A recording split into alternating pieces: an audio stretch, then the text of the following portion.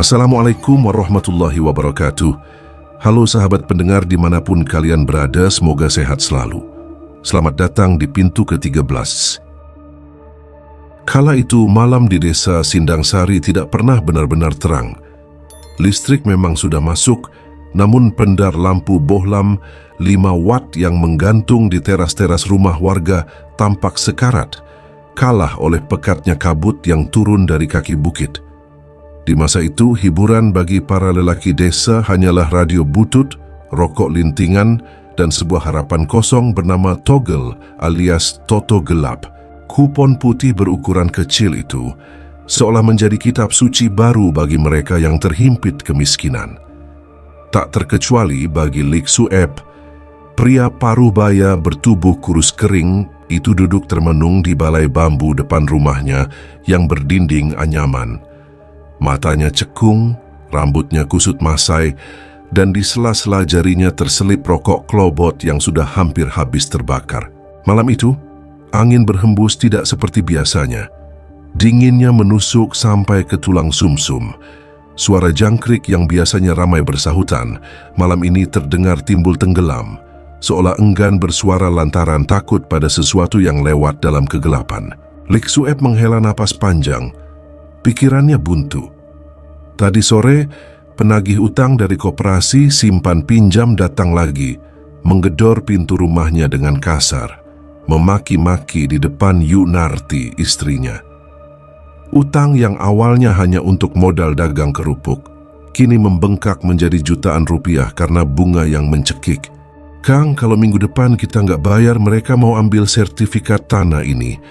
Suara Yunarti terngiang-ngiang di telinga Lik Sueb, terdengar penuh ketakutan dan keputusasaan. Sueb membuang puntung rokoknya ke tanah, menginjaknya dengan geram. "Duit dari mana, Gusti? Harus dapat duit dari mana?" Gumamnya lirih.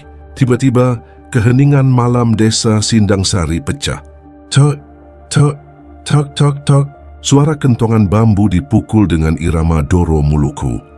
Irama yang sangat dikenal oleh warga desa sebagai penanda kabar duka cita. Suara itu menggema dari arah gardu pos ronda, merambat cepat menyusuri lorong-lorong desa yang gelap, membangunkan warga yang baru saja hendak terlelap.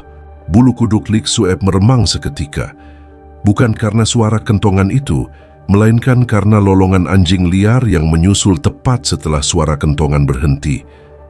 Lolongan panjang yang menyayat hati terdengar dari arah selatan, arah di mana kompleks pemakaman desa berada. "Innalillahi, siapa yang meninggal malam-malam begini?" batin Lik Sueb. Tak lama kemudian Kang Jono, tetangga sekaligus teman akrab Sueb dalam urusan pertogelan, berlari kecil menghampiri rumah Sueb dengan napas terengah-engah. Wajahnya pucat, tapi matanya menyiratkan sesuatu yang aneh, campuran antara ketakutan dan kegembiraan liar. Sueb, keluar kamu!" panggil Jono setengah berbisik. Lik Sueb bangkit, membetulkan sarungnya. Ada apa, John? Siapa yang meninggal? Kok suasananya nggak enak banget begini?" Jono celingukan, memastikan tidak ada Yunarti yang menguping. Dia mendekatkan mulutnya ke telinga Sueb. Bau tembakau menyengat dari napasnya. Ranti anaknya Pak RT meninggal barusan." Mata Lik Sueb terbelalak. Ranti kembang desa itu. Jangan ngawur kamu, tadi pagi aku lihat dia masih nyapu halaman, seger waras kok." "Sumpah, kabarnya dia kena angin duduk pas maghrib tadi. Kejang-kejang sebentar terus lewat, tapi bukan itu intinya." Jono menelan ludah, jakunnya naik turun. Suaranya merendah, semakin serak dan misterius. "Kamu sadar nggak, sekarang ini malam apa?" Lik Sueb berpikir sejenak, menghitung hari dalam benaknya. "Kamis malam, berarti malam Jumat." "Malam Jumat?" jawab Sueb polos. "Bukan cuma malam Jumat biasa, goblok," umpat Jono gemas, tapi tetap berbisik. "Sekarang ini malam Jumat Kliwon, dan Ranti itu, dia masih gadis, masih perawan ting-ting. Kamu tahu artinya apa?" Suasana di sekitar mereka mendadak terasa lebih berat. Angin malam yang menerpa daun pohon nangka Di samping rumah terdengar seperti bisikan orang-orang yang sedang merapal mantra. Lik Sueb merasakan sensasi dingin merambat dari tengkuk hingga ke punggungnya. Dia mulai mengerti arah pembicaraan Jono. Di desa Sindangsari, bahkan di seluruh pelosok tanah Jawa pada masa itu, ada sebuah kepercayaan klinik yang sangat kuat dan mengerikan. Mitos tentang mayat perawan yang meninggal di malam Jumat Kliwon. Konon, energi gaibnya sangat besar. Mbah Junet pernah bilang, lanjut Jono, menyebut nama dukun tua yang tinggal di perbatasan desa. Kalau kita bisa ambil tali pocongnya, tali pengikat bagian atas kepala mayat perawan di malam Jumat Kliwon, itu jimat paling ampuh buat tembus nomor, Eb. Bukan cuma 2 angka, 4 angka langsung tembus. Bayangkan duitnya, Eb, bayangkan. Lik Sueb terdiam. Jantungnya berdegup kencang. Gila kamu, John, itu dosa besar, itu anak Pak RT, tetangga kita sendiri. Lagian itu namanya mencuri mayat, kualat kita nanti. Kualat mana sama dikejar rentenir besok pagi. Potong Jono cepat, menohok tepat di titik terlemah Sueb. Kamu mau rumahmu disita, kamu mau Yunarti dan anakmu tidur di emperan toko. Ini jalan pintas, Eb. Cuman sekali ini saja. Kita cuman ambil talinya, bukan mayatnya. Habis menang kita balikin lagi, beres kan? Lik Sueb menatap wajah Jono, mencari keraguan di sana, tapi yang ia temukan hanyalah ambisi. Kemudian ia menatap ke dalam rumahnya yang gelap dan pengap. Di kamar, ia mendengar suara batuk anaknya yang tak kunjung sembuh karena tidak ada biaya berobat. Kata-kata 4 angka dan lunas utang menari-nari di kepalanya, bersaing dengan rasa takut akan dosa dan hantu. Pemakamannya kapan? Tanya Sueb akhirnya, suaranya bergetar. Besok pagi, tapi kita harus siap-siap nanti malam. Kita harus pantau kuburannya di makam Katil Mulyo. Begitu sepi, kita sikat malam besoknya, jawab Jono dengan seringai lebar. Malam itu desa Sindangsari terasa lebih panjang dari biasanya. Suara tangisan Ibunda Ranti terdengar samar-samar terbawa angin, menyayat hati siapa saja yang mendengarnya. Namun bagi Lik Sueb, suara tangisan itu kini terdengar samar, tertutup oleh bisikan setan yang menjanjikan kekayaan instan. Di ujung desa, pohon beringin tua yang menaungi gerbang makam Katil Mulyo tampak bergoyang-goyang hebat, seolah-olah penunggu di sana sedang bersorak menyambut rencana busuk 2 manusia yang sedang dimabuk harta. Tanpa mereka sadari, keputusan malam ini bukan hanya akan mengubah nasib keuangan mereka, tapi juga akan membuka gerbang neraka bagi seluruh penduduk desa Sindangsari. Lik Sueb masuk ke dalam rumah, mengambil senter besi tua miliknya. Dia menatap cermin kusam di dinding, melihat bayangan dirinya sendiri yang tampak asing. Matanya gelap, hatinya sudah memilih. Maafkan aku, Ranti, bisiknya pada kegelapan. Di luar, mendung tebal mulai menggantung menutupi bulan yang seharusnya bersinar. Gerimis mulai turun perlahan, membasahi tanah merah yang besok akan digali untuk liang lahat Ranti. Bau tanah basah bercampur aroma bunga Kamboja mulai tercium menyengat. Petaka itu baru saja dimulai. Bau tanah basah bercampur aroma bunga Kamboja itu seakan enggan pergi, menempel lekat di ingatan Lik Sueb meski jenazah Ranti sudah tertimbun tanah merah pagi harinya di makam Katil Mulyo. Suasana pemakaman itu begitu suram. Langit desa Sindangsari seolah turut berduka. Mendung menggantung rendah seharian penuh, membuat siang hari terasa seperti sore yang kelabu. Lik Sueb dan Kang Jono hadir di sana, berdiri di barisan paling belakang pelayat. Namun, berbeda dengan warga lain yang menundukkan kepala mendoakan almarhumah, mata liar Kang Jono justru sibuk merekam setiap detail lokasi. Ia memperhatikan dengan saksama letak gundukan tanah yang masih basah itu, menghitung jaraknya dari pohon beringin besar di sudut makam, dan memastikan sisi mana kepala jenazah dibaringkan.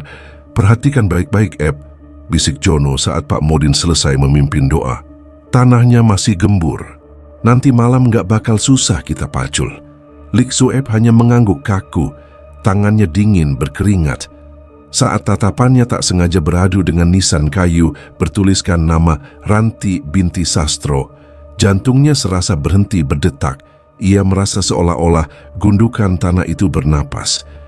Dan ada mata yang balas menatapnya dari balik kegelapan liang lahat. Perasaan berdosa mulai menggerogoti hatinya.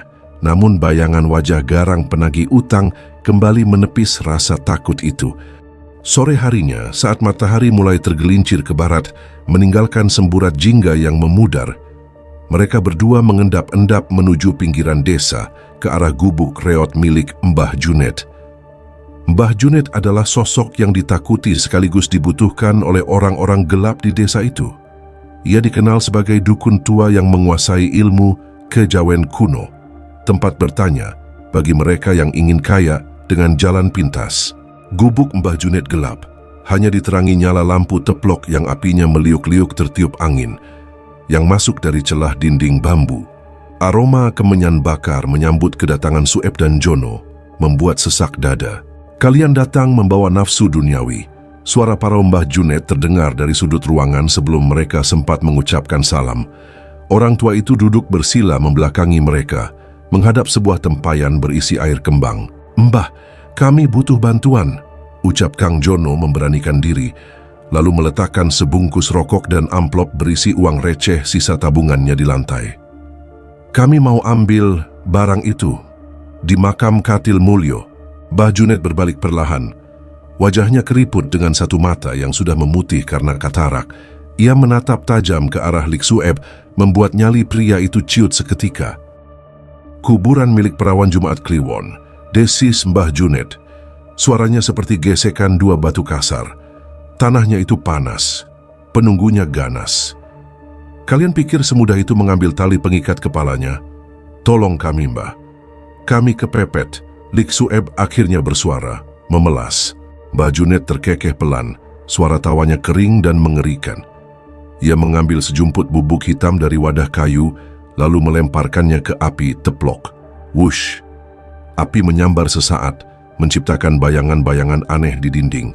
"Dengar baik-baik," kata Mbah Junet seraya menyerahkan bungkusan kecil berisi garam kasar bercampur tanah kuburan lama.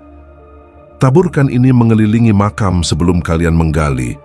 Ini untuk menutup mata warga desa, supaya tidak ada yang melihat kalian, dan membuat Sing Bahurekso penunggu makam sedikit tenang." Mbah Junet mendekatkan wajahnya ke arah mereka berdua. "Tapi ingat satu pantangan ini. Apapun yang terjadi, apapun yang kalian dengar atau lihat saat menggali nanti, jangan pernah menjawab panggilan nama kalian. Dan setelah dapat barangnya, pulanglah lewat jalan memutar. Jangan menoleh ke belakang sampai kalian masuk ke dalam rumah. Mengerti?" Lik Sueb dan Kang Jono mengangguk cepat. Mereka keluar dari gubuk itu dengan jantung berpacu cepat. Langit sudah berubah menjadi hitam pekat. Malam itu, jam dinding tua di rumah Lik Sueb menunjukkan pukul 11.30 malam. Desa Sindang Sari sudah mati suri. Tidak ada suara televisi, tidak ada suara radio, hanya suara kodok dan rintik hujan yang mulai turun lagi, membasahi jalan setapak yang berlumpur. Lik Sueb berpamitan pada istrinya dengan alasan mau ronda. Ia menyambar cangkul yang sudah disiapkannya di belakang rumah, lalu bertemu dengan Kang Jono di bawah pohon nangka di simpang jalan. Jono membawa linggis dan senter besi yang cahayanya kuning redup. "Sudah siap mental, Mueb?" tanya Jono. Wajahnya tegang namun matanya berkilat penuh ambisi. "Ayo cepat jalan sebelum hujan makin deras," jawab Sueb ketus. Mencoba menutupi ketakutannya yang semakin memuncak, mereka berjalan menembus kegelapan malam, menyusuri jalan setapak yang diapit kebun tebu yang tinggi menjulang. Gesekan daun tebu tertiup angin terdengar seperti suara orang berbisik-bisik, srek, srek, srek. Seolah-olah alam semesta sedang memperingatkan mereka untuk berbalik arah. Semakin dekat ke area makam Katil Mulyo, udara terasa semakin berat. Langkah kaki Lik Sueb terasa seperti diseret batu besar. Suara binatang malam mendadak lenyap saat mereka menginjakkan kaki di gerbang makam. Sepi, sunyi yang tidak wajar. Di kejauhan, di bawah keremangan malam, pohon beringin besar di tengah makam tampak seperti raksasa hitam yang sedang membungkuk. Dan di bawahnya, Gundukan tanah merah makam Ranti terlihat samar-samar, basah diguyur hujan, menunggu untuk dinodai. "Taburkan garamnya, Eb," perintah Jono setengah berbisik. Dengan tangan gemetar hebat, Lik Sueb merogoh saku celananya. Saat ia mulai menaburkan garam pemberian Mbah Junaid, tiba-tiba terdengar suara burung gagak berkoak keras tepat di atas kepala mereka, disusul suara benda jatuh yang cukup keras di semak-semak belukar. "Bruk!" Lik Sueb terlonjak kaget, nyaris menjatuhkan cangkulnya. "Suara apa itu, John?" "Jangan pedulikan, itu cuma musang," bentak Jono meski wajahnya sendiri pucat pasi. "Cepat gali, kita nggak punya banyak waktu sebelum subuh." Hujan turun semakin deras, menyamarkan suara cangkul yang mulai menghantam tanah basah makam Ranti. Dug, dug, dug. Setiap ayunan cangkul terasa seperti mengetuk pintu dunia lain, membangunkan sesuatu yang seharusnya tetap tidur dalam damai. Setiap ayunan cangkul terasa seperti mengetuk pintu dunia lain, membangunkan sesuatu yang seharusnya tetap tidur dalam damai. Suara buk, buk, dari tanah basah yang dihantam besi, terdengar begitu nyaring di telinga Lik Sueb, seolah menggema ke seluruh penjuru makam, mengundang makhluk-makhluk tak kasat mata untuk mendekat dan menonton perbuatan nista mereka. Hujan turun semakin lebat, mengubah tanah makam menjadi lumpur pekat yang lengket. Kaki Lik Sueb berkali-kali terperosok, membuat napasnya semakin memburu. Keringat dingin bercampur air hujan membasahi tubuhnya yang menggigil, bukan hanya karena dinginnya udara malam, tapi karena rasa ngeri yang merayapi setiap inci kulitnya. "Cepat sedikit, Eb, jangan lembek," bisik Kang Jono sambil mengarahkan senter redupnya ke lubang yang baru sedalam lutut. Tangannya sendiri gemetar memegang linggis, matanya liar menyapu kegelapan di sekitar pohon beringin, takut kalau ada warga yang lewat, atau ada sesuatu yang muncul dari balik batang pohon raksasa itu. 1 jam berlalu rasanya seperti seabad. Lubang itu kini sudah cukup dalam. Ujung cangkul Lik Sueb tiba-tiba membentur sesuatu yang keras. Tuk! Bunyi kayu beradu dengan besi. "Itu papannya! Itu luangannya!" seru Jono tertahan. Lik Sueb berhenti mencangkul. Jantungnya berdegup kencang seakan mau copot. Ia menatap papan kayu penutup liang lahat yang kini terlihat samar tertimbun tanah. Bau kapur barus yang menyengat tiba-tiba menyeruak keluar dari sela-sela papan, bercampur dengan aroma tanah basah dan bau anyir yang aneh. Bau kematian yang masih sangat segar. "Kamu turun, Eb. Ambil talinya," perintah Jono sambil menyodorkan silet tajam yang sudah disiapkannya. "Kok aku, John? Kamu sajalah." "Aku pegang senter," tolak Sueb mundur selangkah. Kakinya lemas, membayangkan harus turun ke liang sempit itu dan berhadapan muka dengan jenazah Ranti membuatnya mual. "Kamu yang butuh duit buat bayar utang, kan? Kamu yang anaknya sakit. Cepat turun atau kita pulang tangan kosong dan besok rumahmu disita," ancam Jono dengan mata melotot. Terpojok oleh keadaan, Lik Sueb akhirnya menuruti perintah setan itu. Dengan gemetar ia menuruni lubang makam yang licin, kakinya mendarat di atas papan penutup keranda. Krek! Suara kayu berderit ngeri di bawah berat badannya. Dengan tangan gemetar, Sueb menyingkirkan satu papan kayu tepat di bagian atas, di mana kepala jenazah berada. Senter Jono menyorot tepat ke celah yang terbuka itu. Di sana, di dalam kegelapan liang lahat yang pengap, tergeletak sosok terbungkus kain kafan putih yang mulai kotor oleh rembesan air tanah. Ikat tali pocong di bagian atas kepala tampak menyembul, seolah menantang Sueb untuk menyentuhnya. "Ambil, Eb, potong talinya," bisik Jono dari atas. Suaranya terdengar jauh, seolah berasal dari dimensi lain. Lik Sueb membungkuk. Tangannya terulur mendekati bagian kepala jenazah. Saat jemarinya menyentuh kain kafan yang dingin dan lembab itu, tiba-tiba angin kencang berhembus di atas makam. Pohon beringin berguncang hebat. Dedaunannya bergemerisik keras, seperti suara tawa ratusan orang. Dan saat itulah Lik Sueb mendengarnya. "Mas Sueb." Suara itu lirih, sangat dekat. Terdengar tepat di samping telinga kirinya, Suara perempuan yang lembut namun menyayat hati, suara yang sangat ia kenali. Itu suara Ranti. Tubuh Sueb membeku. Ia teringat pesan Mbah Junaid. Jangan menjawab panggilan namamu. Mas Sueb sakit. Suara itu terdengar lagi, kali ini disertai isak tangis yang memilukan. Eb, cepat, ngapain kamu melamun? Bentakan Jono dari atas menyadarkan Sueb. Sadar bahwa ia sedang dipermainkan oleh penunggu makam, Sueb memejamkan mata rapat-rapat.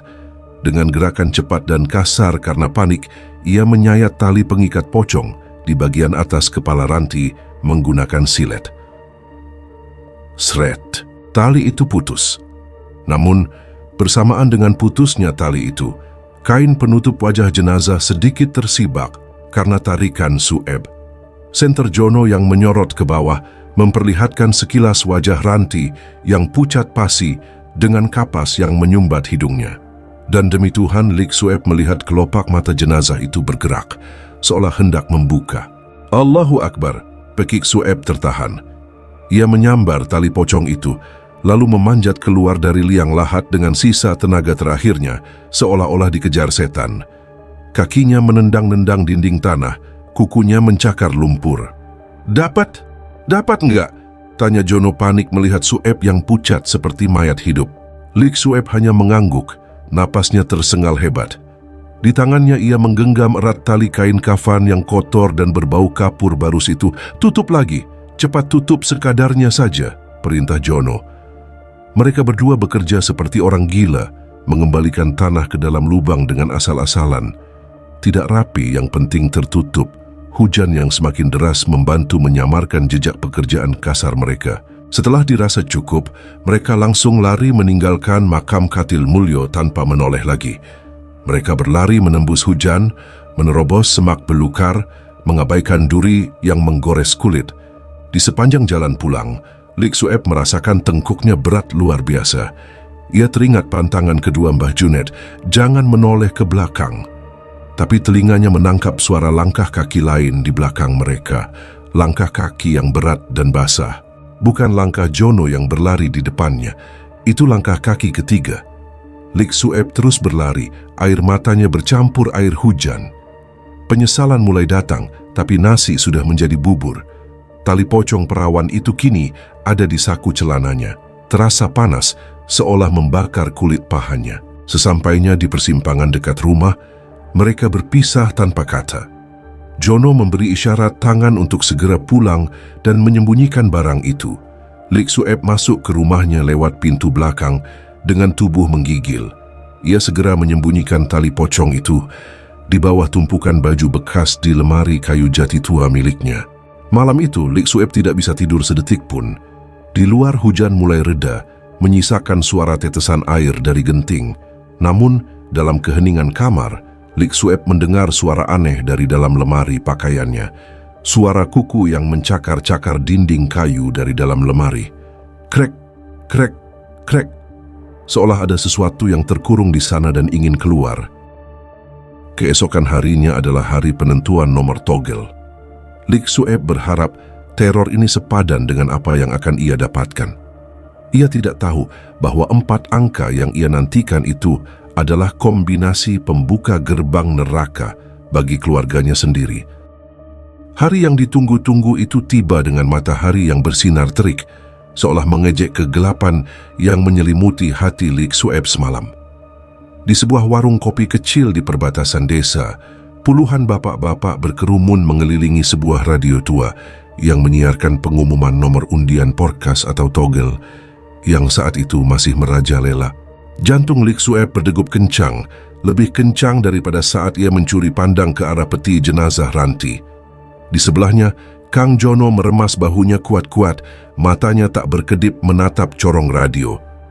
3, 7, 8, 1. Suara penyiar radio menyebutkan deretan angka keramat itu dengan lantang. Hening sejenak. Lalu meledaklah sorak-sorai di warung itu, tapi tidak ada yang sekeras teriakan Kang Jono dan Lik Sueb. Tembus, Eb. Tembus 4 angka. Gusti Allah kita kaya, Eb. Teriak Jono histeris sambil memeluk Sueb. Mereka melompat-lompat seperti orang kesurupan, mengabaikan tatapan iri dan curiga dari warga lain. Nomor yang mereka pasang, nomor yang didapat dari wangsit setan lewat perantara tali pocong ranti, benar-benar keluar tanpa meleset satu digit pun. Sore itu juga, nasib Lik Sueb berbalik 180 derajat. Uang dalam jumlah yang tak pernah ia bayangkan sebelumnya kini ada di tangannya. Hal pertama yang ia lakukan adalah mendatangi rumah rentenir yang selama ini meneror hidupnya.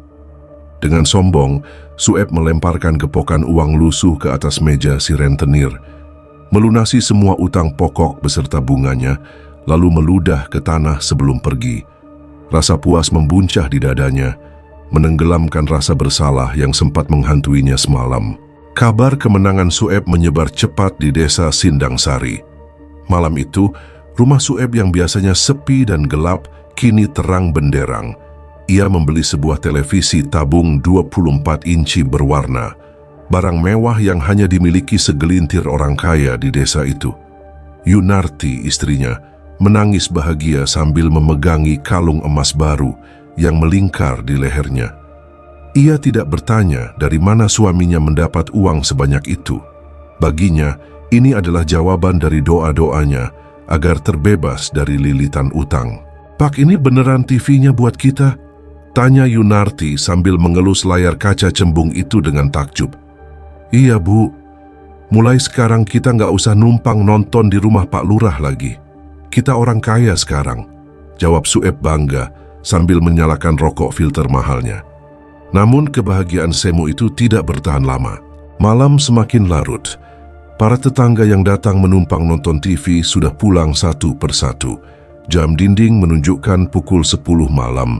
Suasana desa kembali sunyi, menyisakan suara jangkrik dan dengungan statis dari layar TV yang salurannya sudah habis siaran. Saat Lik Sueb hendak mematikan TV, Yunarti tiba-tiba mengendus-endus udara. Wajahnya berkerut aneh. "Pak, sampeyan mencium bau sesuatu enggak?" tanya Yunarti sambil menoleh ke kanan dan kiri. Lik Sueb terdiam. Ia pura-pura tidak tahu. "Bau apa, Bu? Bau rokok Bapak kali." "Bukan, Pak. Baunya aneh. Kayak bau kapur barus campur tanah basah. Tapi ada bau anyirnya juga, kayak bangkai tikus kejepit," jelas Yunarti sambil menutup hidungnya dengan ujung daster. "Baunya kuat banget dari arah kamar kita." Darah Lik Sueb berdesir hebat. Ia tahu betul bau apa itu. Itu adalah bau tali pocong ranti yang ia sembunyikan di lemari pakaian, di tumpukan paling bawah, tertutup kain sarung bekas. Perasaan ibu saja itu. Mungkin ada tikus mati di plafon. Besok Bapak cari. Elak Sueb cepat lalu menarik tangan istrinya untuk segera tidur. Ia tidak ingin istrinya mendekati lemari itu. Mereka pun masuk ke kamar. Bau itu memang tercium sangat menyengat di sana, seolah-olah sumber baunya bukan dari benda mati, melainkan dari sesuatu yang berdiri di sudut kamar. Yunarti tidur dengan gelisah, memunggungi lemari, sedangkan Lik Sueb berbaring dengan mata nyalang menatap langit-langit. Keringat dingin mulai membasahi punggungnya. Bayangan wajah mayat ranti yang sempat ia lihat di liang lahat kembali menari-nari di pelupuk matanya. Waktu merangkak lambat menuju tengah malam. Suara detik jam dinding terdengar seperti palu godam di telinga Sueb. Tepat pukul 12 malam, suara itu datang. Tok, tok, tok. 3 kali ketukan pelan di pintu depan rumah. Iramanya lambat, namun tegas. Bukan seperti ketukan orang yang bertamu, melainkan seperti ketukan benda keras, mungkin buku jari tulang, yang beradu dengan kayu pintu. Lik Sueb menahan napas. Yunarti bergerak sedikit dalam tidurnya tapi tidak bangun. Siapa malam-malam begini? Batin Sueb. Ia mencoba berpikir positif. Mungkin Jono datang lagi atau tetangga yang butuh bantuan. Dengan langkah berat, Sueb turun dari ranjang. Ia berjalan jinjit keluar kamar menuju ruang tamu yang remang-remang. Bau kapur barus itu entah kenapa tercium semakin kuat saat ia mendekati pintu depan. "Siapa?" tanya Sueb dengan suara parau. Hening. Tidak ada jawaban. Sueb menempelkan telinganya ke daun pintu. Sunyi, namun instingnya mengatakan ada seseorang atau sesuatu yang berdiri tepat di balik pintu tipis itu. Sesuatu yang sedang menunggu untuk diizinkan masuk. Karena penasaran bercampur takut, Sueb memberanikan diri mengintip lewat celah kecil di antara papan kayu pintu. Ia menyipitkan mata, mencoba melihat ke teras yang gelap. Jantungnya nyaris copot. Di teras rumahnya yang kosong tidak ada siapa-siapa. Namun di lantai tanah depan pintu terlihat jejak-jejak basah seperti bekas tapak kaki telanjang yang berlumpur. Dan yang lebih mengerikan, di kejauhan, di batas pekarangan rumahnya yang berbatasan dengan kebun pisang, Lik Sueb melihat sekelebatan kain putih lusuh melompat menjauh. Plok, plok.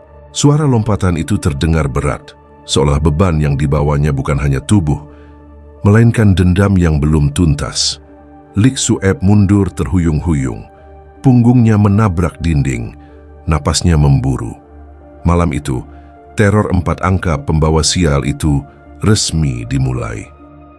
Uang yang menumpuk di bawah kasurnya tidak akan mampu membayar harga ketenangan yang telah ia gadaikan, sebab teror itu baru saja memasuki babak yang lebih kejam.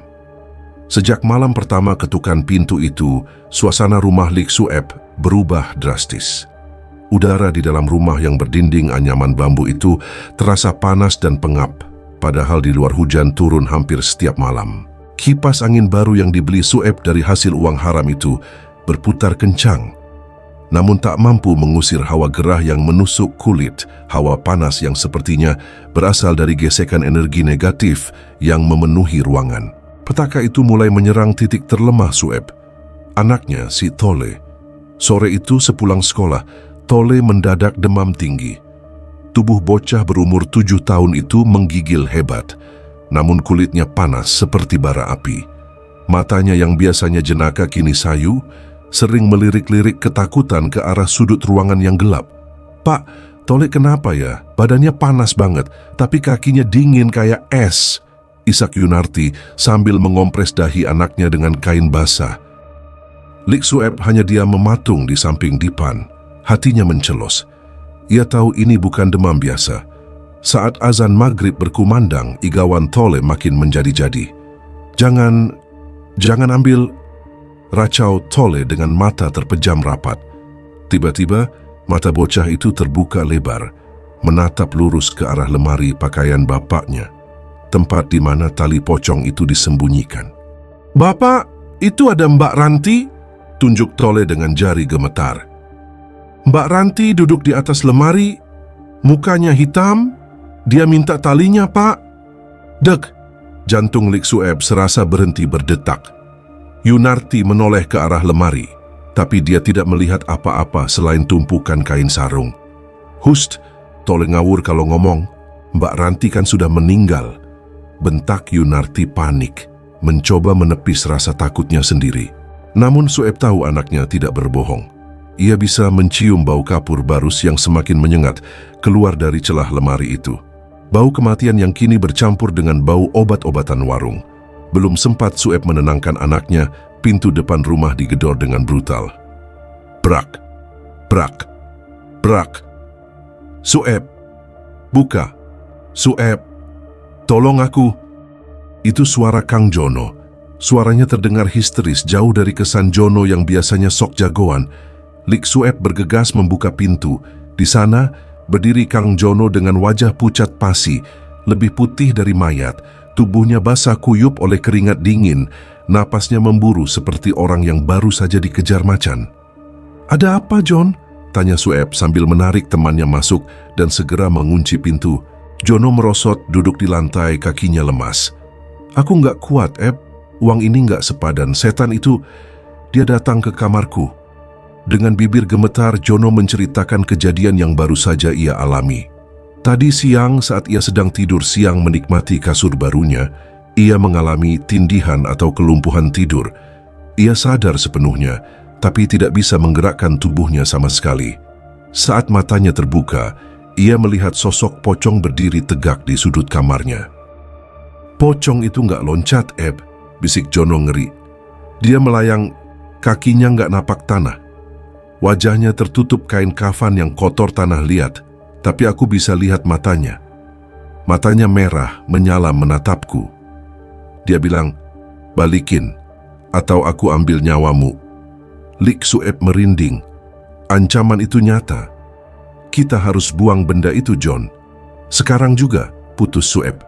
Ia tidak peduli lagi dengan kekayaan atau nomor togel selanjutnya. Keselamatan anaknya lebih penting. Tanpa banyak bicara, Lik Sueb masuk ke kamar, mengabaikan tatapan bingung istrinya.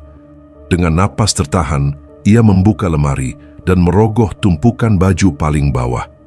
Tangannya menyentuh kain kasar yang dingin, tali pocong itu. Saat ia menggenggamnya, tali itu terasa berdenyut pelan di telapak tangannya, seperti memegang urat nadi makhluk hidup. Sueb menahan rasa jijik dan ngeri, lalu membungkusnya dengan koran bekas. "Ayo kita buang ke Sungai Opak, biar hanyut sampai Laut Selatan," ajak Sueb. Malam itu juga, di bawah gerimis yang tak kunjung reda, dua sekawan itu memacu motor bebek baru milik Jono menuju jembatan Sungai Opak yang berjarak 3 km dari desa. Arus sungai sedang deras karena banjir kiriman. Sesampainya di tengah jembatan, tanpa ragu sedikit pun, Lik Sueb melemparkan bungkusan koran berisi tali pocong itu ke tengah sungai yang hitam pekat. Plung! Benda itu lenyap ditelan arus deras. Sudah hilang, Eb," desah Jono lega. Beban berat di pundak mereka seolah terangkat bersama hanyutnya benda keramat itu. "Besok kita adakan selamatan kecil-kecilan. Minta maaf sama arwah Ranti." Mereka pulang dengan perasaan jauh lebih ringan. Motor dipacu santai menembus malam. Sesampainya di rumah, Sueb melihat Tole sudah tertidur pulas. Demamnya pun sudah turun drastis. Yunarti juga sudah terlelap di samping anaknya. "Alhamdulillah, Gusti Allah masih sayang sama keluargaku," batin Sueb sambil mengusap wajahnya. Ia pun merebahkan tubuhnya yang lelah di samping istrinya. Rasa kantuk yang luar biasa langsung menyerang. Sueb membetulkan posisi bantalnya, mencari posisi nyaman untuk melupakan mimpi buruk beberapa hari ini. Namun, saat ia menyelipkan tangannya ke bawah bantal untuk mencari posisi enak, jari-jarinya menyentuh sesuatu. Sesuatu yang dingin, kasar, dan berbau tanah basah. Mata Lik Sueb terbuka lebar seketika. Kantuknya hilang lenyap digantikan teror yang menusuk tulang. Dengan tangan gemetar hebat, ia menarik benda itu dari bawah bantalnya. Di bawah sorot lampu kamar yang remang-remang, benda itu tergeletak pasrah di tangannya. Tali kain kafan kotor dengan simpul mati bekas sayatan silet. Tali pocong Ranti itu kembali. Benda itu tidak basah sedikit pun, padahal baru saja ia lempar ke sungai. Dan kali ini, di keheningan kamar, Lik Sueb mendengar suara bisikan lirih yang berasal dari tali itu sendiri. "Kamu pikir semudah itu?" Sueb melempar tali itu ke lantai dengan teriakan tertahan, tapi teror belum selesai. Di luar rumah, suara kentongan kembali terdengar bertalu-talu, kali ini lebih cepat dan kacau. "Tong, tong, tong, tong," suara teriakan warga terdengar dari kejauhan. "Tolong, tolong, ada pocong keliling kampung." Benda itu bukan hanya kembali ke rumah Sueb, tapi kemarahannya kini telah menyebar, mengubah desa Sindang Sari menjadi ladang teror yang mencekam. Suara kentongan yang dipukul dengan irama titir, tanda bahaya yang biasanya hanya terdengar saat ada kebakaran atau pencurian besar, terus menggema membelah malam, bersahutan dari gardu satu ke gardu lainnya. Namun anehnya, tidak ada satupun warga yang berani keluar rumah dengan membawa obor atau pentungan seperti biasanya. Pintu-pintu rumah justru dikunci rapat. Jendela-jendela ditutup gorden berlapis dan lampu-lampu teras dimatikan seolah berharap kegelapan bisa menyembunyikan mereka dari pandangan makhluk itu. Lik Sueb gemetar di dalam kamarnya. Tali pocong yang baru saja pulang secara misterius itu kini ia masukkan kembali ke dalam lemari, ditindih dengan tumpukan pakaian paling berat. Ia tahu itu percuma, tapi akal sehatnya sudah tumpul. Dari balik dinding anyaman bambu rumahnya, ia mendengar suara langkah kaki berlarian di jalan desa yang becek, disertai teriakan histeris yang semakin menjauh. Pocong, ada pocong di perempatan.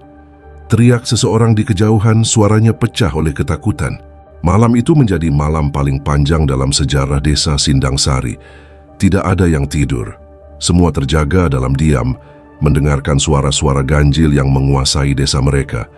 Keesokan harinya, matahari terbit dengan enggan. Wajah-wajah warga desa tampak kusut dan kurang tidur. Di warung sayur, di sumur umum hingga di ladang, tidak ada topik lain yang dibicarakan selain teror semalam.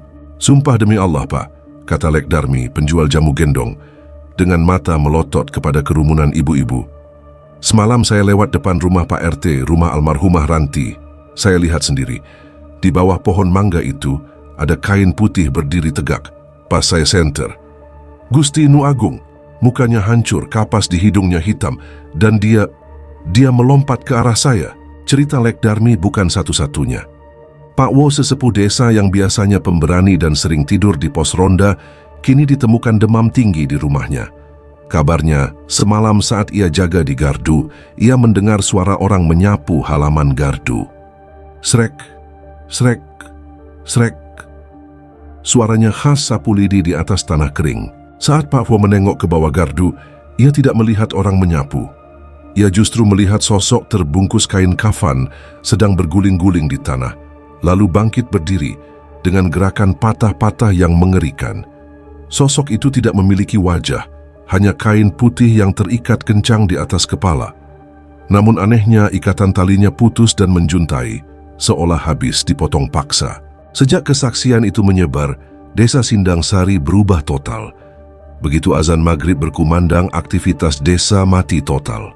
Warung kopi tutup, anak-anak tidak ada yang berangkat mengaji, dan jalanan desa yang biasanya masih ramai oleh orang pulang kerja kini lengang seperti kuburan. Lik Sueb dan Kang Jono semakin tersiksa. Uang jutaan rupiah yang mereka menangkan dari togel terasa seperti kertas sampah yang tidak berguna. Mereka tidak bisa menikmatinya. Setiap kali Sueb melihat uang itu, ia melihat darah. Setiap kali ia makan enak, ia merasa sedang memakan bangkai. Namun teror yang paling mencekam bukanlah penampakan visual, melainkan suara ketukan pintu itu. Malam ketiga setelah tali itu kembali, teror itu tidak lagi hanya menyerang rumah Sueb atau Jono. Teror itu mulai berkunjung ke rumah-rumah warga secara acak. Sekitar pukul 1 dini hari, Bu Lurah terbangun karena mendengar suara ketukan di pintu utamanya yang terbuat dari kayu jati tebal. Tok, tok, tok. Iramanya selalu sama. 3 ketukan lambat, berjeda dan berat. Bu Lurah yang mengira suaminya pulang dari rapat kecamatan bergegas bangun. Namun langkahnya terhenti saat mencium bau yang sangat ia kenali belakangan ini. Bau kapur barus yang menyengat bercampur bau amis darah yang anyir. Bau itu menembus celah bawah pintu, memenuhi ruang tamu yang luas itu dalam hitungan detik.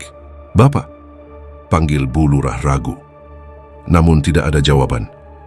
Hanya suara napas berat yang terdengar dari balik pintu, seperti suara orang yang tercekik atau kesulitan bernapas karena hidungnya disumbat kapas.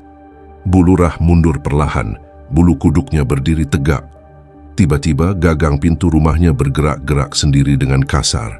Klak-klek, klak-klek, seolah ada yang memaksa masuk dengan amarah yang meluap. "Bukain, bukain pintunya." Terdengar suara rintihan wanita dari luar. "Balikin, punyaku." Bu Lurah menjerit histeris, membangunkan seisi rumah. Malam itu, bukan hanya rumah Pak Lurah, tapi 3 rumah lain di blok yang berbeda juga mengalami hal yang sama. Ketukan pintu tengah malam, bau busuk, dan permintaan aneh untuk mengembalikan barang. Warga mulai sadar bahwa ini bukan sekadar arwah penasaran biasa. Ada sesuatu yang hilang dari jenazah Ranti. Ada seseorang di antara mereka yang telah melakukan perbuatan keji, dan sekarang satu desa yang harus menanggung akibatnya. Desas-desus mulai beredar liar. Tatapan mata antar tetangga mulai penuh curiga. Pasti ada yang main pesugihan. Bisik-bisik warga mulai terdengar nyaring. Pasti ada yang mengganggu makam Ranti. Lik Sueb merasa lehernya seperti terjerat tali gantungan yang semakin hari semakin kencang. Ia tidak berani keluar rumah, takut tatapan matanya membocorkan rahasia busuk yang ia simpan. Di sisi lain, Kang Jono mulai kehilangan kewarasannya. Pria itu sering terlihat duduk melamun di teras rumahnya, berbicara sendiri, seolah sedang bernegosiasi dengan makhluk tak kasat mata. Iya, nanti dibalikin.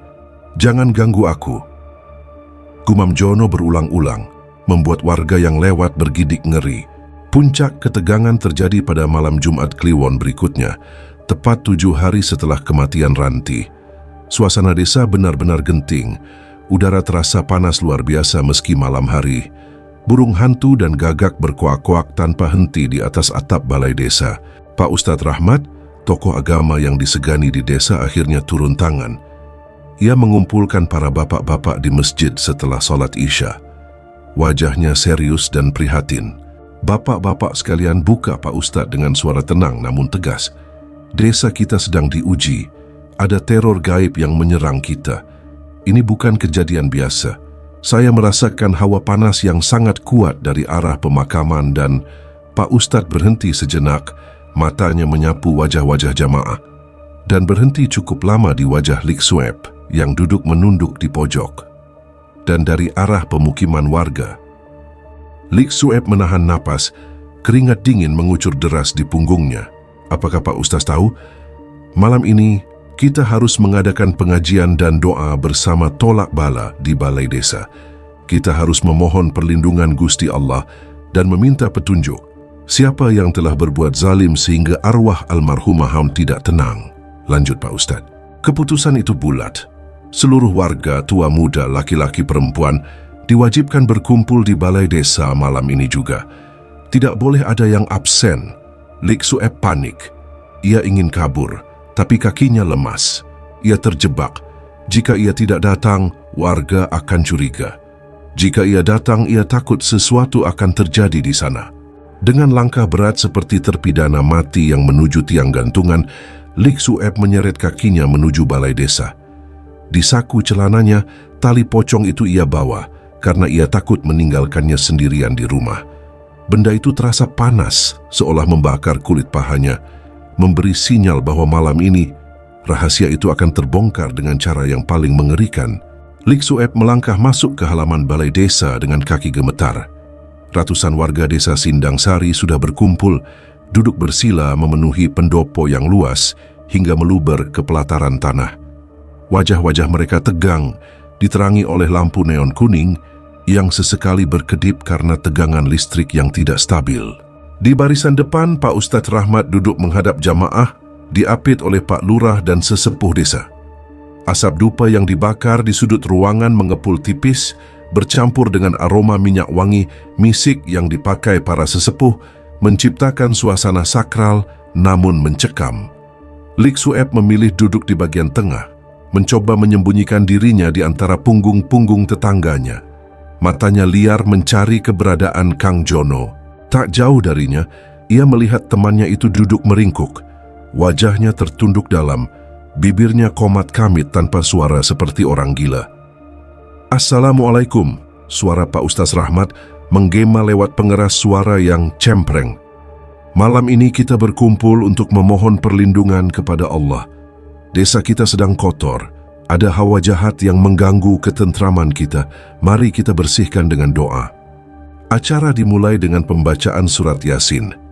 Ratusan mulut melafalkan ayat suci, menciptakan dengungan yang menggetarkan udara malam. Yasin wal Qur'anil Hakim. Awalnya semua berjalan lancar. Namun, ketika bacaan sampai di pertengahan, suasana mulai berubah aneh. Angin kencang tiba-tiba berhembus masuk ke dalam pendopo, mematikan lilin-lilin cadangan yang dipasang di pinggir tiang. Lampu neon di langit-langit berkedip-kedip semakin cepat, lalu mati total selama beberapa detik sebelum menyala kembali dengan cahaya yang redup dan suram. Udara di dalam balai desa mendadak menjadi sangat dingin, kontras dengan hawa panas yang dirasakan Lik Sueb di saku celananya. Tali pocong itu seolah menggeliat, menjadi semakin berat seperti sebongkah batu kali. Dan saat itulah bau itu datang. Di tengah lantunan doa yang khusyuk, Aroma kapur barus yang sangat menyengat tiba-tiba menyeruak, menampar hidung setiap orang yang ada di sana. Baunya begitu kuat hingga membuat beberapa orang terbatuk-batuk dan menghentikan bacaan mereka. "Bau apa ini kok kayak bau mayat baru?" bisik tetangga di samping Sueb sambil menutup hidungnya. Lik Sueb hanya diam, keringat dingin membasahi seluruh tubuhnya. Jantungnya berpacu seirama dengan detak ketakutan yang mencekik lehernya. Ia ingin lari, tapi tubuhnya kaku. Tiba-tiba, dari barisan jamaah wanita di sisi kiri pendopo, terdengar suara geraman rendah. Bukan suara manusia biasa, melainkan suara berat seperti binatang buas yang marah. Semua mata tertuju ke arah sumber suara. Itu Yunarti, istri Lik Sueb. Tubuh Yunarti bergetar hebat. Matanya yang semula terpejam khusyuk, kini terbuka lebar melotot ke atas hingga hanya terlihat bagian putihnya saja. Urat-urat di lehernya menonjol keluar. "Narti, Eling, Narti, istighfar!" Seru ibu-ibu di sebelahnya panik, mencoba memegang bahu Yunarti. Tapi Yunarti justru menepis tangan itu dengan kekuatan yang tidak wajar. Plak! Ibu-ibu itu terpental hingga jatuh berguling. Suasana balai desa seketika berubah kacau. Jeritan ketakutan pecah di mana-mana. Namun teror belum berhenti di situ. Belum sempat warga menolong Yunarti, dua wanita lain di barisan belakang ikut menjerit histeris, lalu tertawa melengking, tawa yang sangat mengerikan, tawa khas kuntilanak. "Hihihihihi, bodoh, kalian semua manusia bodoh," teriak salah satu wanita yang kesurupan itu. Pak Ustaz Rahmat segera bangkit, mengambil air dalam gelas dan memercikkannya ke arah mereka, sambil meneriakkan takbir. "Allahu Akbar, tahan mereka, jangan biarkan lari." Para bapak-bapak, termasuk Hansip, mencoba memegangi Yunarti yang kini mengamuk. Tenaganya luar biasa kuat, setara tenaga 3 orang laki-laki dewasa. Yunarti meronta, lalu tiba-tiba tubuhnya kaku dan kepalanya menoleh patah-patah ke arah kerumunan bapak-bapak. Tatapannya yang kosong dan mengerikan itu berhenti tepat di satu titik, tepat ke arah Lik Sueb. Suasana mendadak hening seketika. Hanya suara napas memburu yang terdengar. Mulut Yunarti menyeringai lebar, sebuah senyuman yang bukan miliknya. Itu senyuman penuh dendam. "Mas Sueb," tak suara yang keluar dari mulut Yunarti bukanlah suaranya, melainkan suara Ranti. Suara yang sama yang didengar Sueb di liang lahat. "Ah, enak uangnya mas. Enak makan dari jual mayatku." Lik Sueb mundur ketakutan, wajahnya pucat pasi seperti kertas. Seluruh mata warga desa kini beralih menatapnya dengan pandangan tidak percaya. "Sueb, apa maksudnya ini?" tanya Pak Lurah dengan nada tinggi. Yunarti atau arwah yang merasukinya tertawa lagi, kali ini lebih keras dan menyakitkan telinga. Ia menunjuk lurus ke saku celana Sueb. "Dia maling, dia yang bongkar rumahku, dia yang ambil ikat kepalaku. Panas, kepalaku panas mas, balikin!" jerit Yunarti histeris sambil mencoba menerjang ke arah suaminya. Di sudut lain, Kang Jono yang sejak tadi diam, tiba-tiba ikut berteriak histeris. Ia melompat berdiri, mencakar-cakar wajahnya sendiri. "Ampun, ampun Ranti, jangan bunuh aku. Sueb yang ajak, Sueb yang potong talinya. Aku cuma pegang senter, ampun." Pengakuan Kang Jono itu menjadi palu hakim yang memvonis nasib mereka. Rahasia busuk itu terbongkar sudah. Kemarahan warga meledak seketika mengalahkan rasa takut mereka pada hantu. "Kurang ajar, jadi kalian biang keroknya," teriak salah satu pemuda desa. "Pantesan kalian kaya mendadak, ternyata melihara setan." Timpal yang lain, "Hajar, bakar saja mereka, bikin sial satu desa." Masa yang marah mulai merangsek maju, mengepung Lik Sueb dan Kang Jono. Bogem mentah mulai melayang. Lik Sueb tersungkur di tanah, melindungi kepalanya. Ia merasakan saku celananya ditarik paksa oleh seseorang hingga robek. Bungkusan koran berisi tali pocong itu terlempar keluar, menggelinding di lantai pendopo. Benda itu terbuka, memperlihatkan kain kafan kusam bercampur tanah yang memancarkan aura hitam pekat. Bau busuk langsung menyeruak lebih dahsyat. membuat siapa saja yang menciumnya ingin muntah. Melihat benda terkutuk itu, warga mundur selangkah dengan ngeri. Yunarti yang kesurupan berteriak semakin keras, suaranya melengking memecahkan kaca jendela balai desa. "Balikin sekarang, atau satu desa mati malam ini," ancam arwah dalam tubuh Yunarti. Matanya mengeluarkan darah. Pak Ustaz Rahmat segera menerobos kerumunan, merentangkan tangannya untuk melindungi Sueb dan Jono yang sudah babak belur. "Berhenti, jangan main hakim sendiri," teriak Pak Ustaz lantang. Wibawanya membuat massa terdiam sejenak. Ia menatap tajam ke arah Sueb yang gemetar di kakinya. "Sueb, Jono, kalian sudah berbuat syirik yang keji. Kalian mengundang murka Allah dan mengganggu ketenangan alam kubur." Suara Pak Ustaz bergetar menahan marah. "Sekarang tidak ada pilihan lain. Kalian sendiri yang harus mengakhiri ini. Kalian yang berbuat, kalian yang harus bertanggung jawab."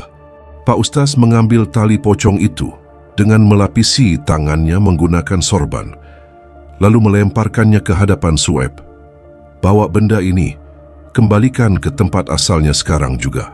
Minta ampun sama Allah dan minta maaf sama ahli kubur. Kalau tidak, istri kalian dan warga desa yang akan jadi tumbal selanjutnya."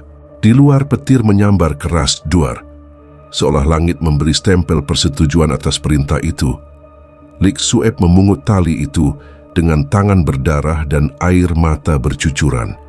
Ia menatap istrinya yang masih kejang-kejang dikuasai arwah Ranti. Tidak ada jalan kembali. Malam ini juga, ia harus kembali ke makam Katil Mulyo, ke tempat di mana dosa itu bermula, di bawah guyuran hujan yang seolah ingin menenggelamkan desa Sindang Sari.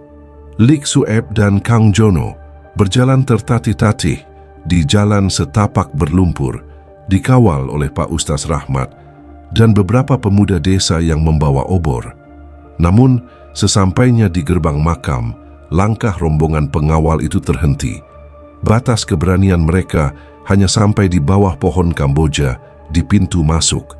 "Kami hanya bisa mengantar sampai di sini," ucap Pak Ustaz Rahmat. Suaranya terdengar berat bersaing dengan gemuruh guntur. Ia menyerahkan sebuah cangkul kepada Sueb. "Masuklah, selesaikan apa yang kalian mulai. Jangan keluar sebelum tali itu terikat kembali di tempatnya. Ingat, nyawa istri kalian dan ketenangan desa ini ada di tangan kalian." Lik Sueb menerima cangkul itu dengan tangan gemetar. Wajahnya lebam, bibirnya pecah dan matanya bengkak sisa amukan massa. Di sampingnya, Kang Jono sudah menangis sesenggukan seperti anak kecil. Nyalinya sudah habis tak bersisa. "Ayo John, kita harus lakukan," ajak Sueb serak menyeret temannya itu masuk ke dalam kegelapan area pemakaman. Suasana makam Katil Mulyo malam itu jauh lebih mengerikan dibanding saat mereka pertama kali datang.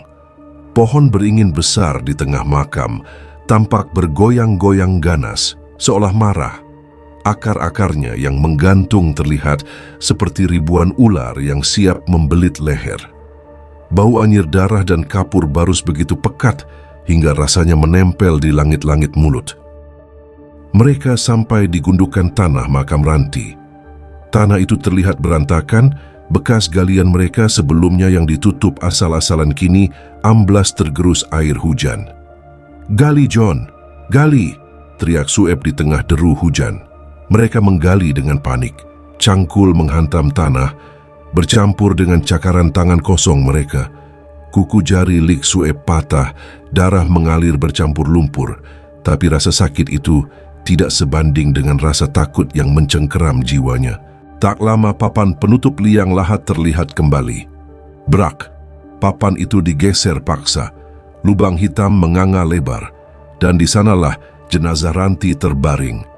Kain kafannya yang kotor kini tampak basah kuyup karena air hujan yang masuk. Lik Sueb turun ke dalam liang lahat yang sempit dan berlumpur itu. Kakinya terperosok ke dalam genangan air yang merendam jenazah. Dinginnya air kuburan menusuk tulang. "Maafkan saya, Ranti, maafkan saya," isak Sueb berulang kali. Tangannya yang gemetar memegang tali pocong kotor yang ia bawa dari balai desa. Ia membungkuk ke arah kepala jenazah. Saat ia hendak menyatukan kembali tali yang terputus itu, tiba-tiba kilat menyambar dahsyat, menerangi seluruh area makam dengan cahaya putih menyilaukan. Jegerer. Dalam kilatan cahaya sekilas itu, Lik Sueb melihat pemandangan yang membuat kewarasannya runtuh seketika. Mata jenazah Ranti terbuka. Bola matanya tidak putih melainkan hitam pekat tanpa pupil. Dan dari mulutnya yang tersumbat kapas yang sudah menghitam, terdengar suara geraman yang sangat dekat. Terlambat. Suara itu bukan hanya terdengar di telinga, tapi berdengung di dalam kepala Sueb. Lik Sueb menjerit sekuat tenaga, namun ia memaksa tangannya untuk tetap bekerja. Dengan sisa kewarasan terakhir, ia melilitkan tali pocong itu kembali ke bagian atas kepala jenazah, mengikatnya dengan simpul mati sekuat yang ia bisa, seolah ingin mengikat kembali arwah itu agar tidak gentayangan. Sudah saya balikin, tidurlah yang tenang, jerit Sueb histeris. Begitu simpul terakhir terikat, tubuh jenazah itu tiba-tiba kejang sekali. Lalu diam kaku kembali seperti boneka yang tali kendalinya diputus. Bersamaan dengan itu, angin kencang yang tadi mengamuk tiba-tiba berhenti mendadak. Hujan deras berubah menjadi gerimis halus dalam hitungan detik. Kesunyian yang mematikan kembali menyelimuti makam Katil Mulyo. Di atas lubang, Kang Jono sudah pingsan dengan mulut berbusa. Lik Sueb memanjat keluar dari liang lahat dengan napas tersengal. Ia jatuh terkapar di atas tanah basah, menatap langit kelam. Tubuhnya lemas, jiwanya kosong. Ia tahu teror fisiknya mungkin sudah berakhir, tapi teror mentalnya baru saja dimulai seumur hidup. 3 bulan kemudian, desa Sindangsari perlahan kembali normal. Tidak ada lagi suara ketukan pintu di tengah malam. Tidak ada lagi penampakan sosok pocong tanpa wajah yang meneror warga. Arwah Ranti kembali tenang di alamnya setelah haknya dikembalikan. Yunarti dan warga lain yang kesurupan malam itu sembuh total, meskipun mereka tidak ingat apa-apa tentang kejadian mengerikan di balai desa. Namun kedamaian itu harus dibayar mahal oleh 2 orang. Di pinggiran pasar desa, kini sering terlihat seorang pria kurus kering dengan pakaian compang-camping dan rambut gimbal yang kotor. Itu adalah Lik Sueb. Ia tidak lagi memikirkan utang atau togel. Pikirannya sudah putus. Setiap hari Lik Sueb hanya duduk di pojok pasar, memegang seutas tali rapia, dan mengikat-ngikatnya ke benda apa saja yang ia temukan, batu, kayu, bahkan kaki orang yang lewat. Mulutnya tak henti-hentinya menggumamkan kalimat yang sama berulang-ulang. 4 angka. Tali mati. Jangan dibuka. Nanti dia bangun. Hihihi. Sementara itu, Kang Jono ditemukan meninggal dunia seminggu setelah kejadian itu. Ia mati gantung diri di kamar tidurnya, tepat di sudut tempat ia pernah melihat sosok pocong itu berdiri. Warga bilang, Jono tidak kuat menahan rasa takut yang terus mengejarnya dalam mimpi setiap kali ia memejamkan mata.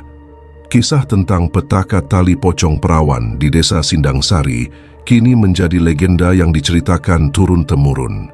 Sebuah peringatan keras bagi siapa saja yang silau oleh harta duniawi dan berani bermain-main dengan alam gaib, bahwa ada pintu-pintu terlarang yang jika sekali diketuk, tidak akan pernah bisa benar-benar ditutup kembali. Dan jika suatu malam Jumat Kliwon kau melewati makam Katil Mulyo dan mendengar suara cangkul beradu dengan tanah, dug, dug, dug, jangan menoleh. Terima kasih untuk kalian semua yang sudah menonton sampai selesai. Sampai jumpa di episode berikutnya dengan kisah-kisah yang tak kalah menyeramkan. Tetap waspada dan jangan pernah bermain-main dengan hal-hal yang tidak Anda pahami. Sampai jumpa lagi di pintu ke-13.